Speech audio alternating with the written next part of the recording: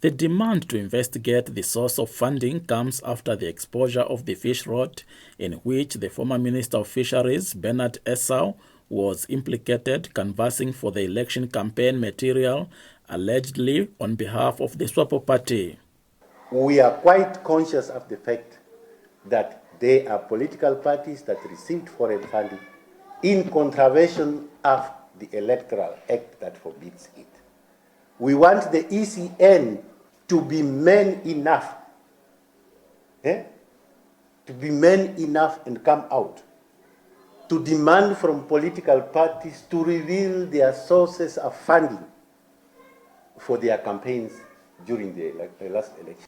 He also demanded transparency from the SWAPO party to reveal the discounts it received from transport companies during campaign rallies. On the use of electronic voting machines without a verifiable paper trail, Shwameni called the ECN as arrogant and not wanting to listen to its key stakeholders.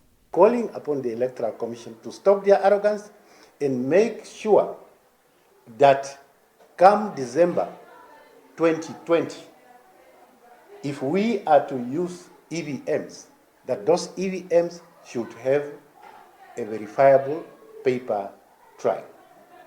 And the electoral commissioners and the CEO of the ECN cannot arrogantly push forward their own wish.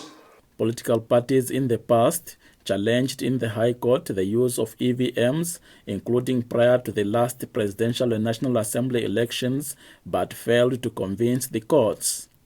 Shwameni has now called on the rank and file of the party to start preparing for the regional and local authority elections slated for November this year.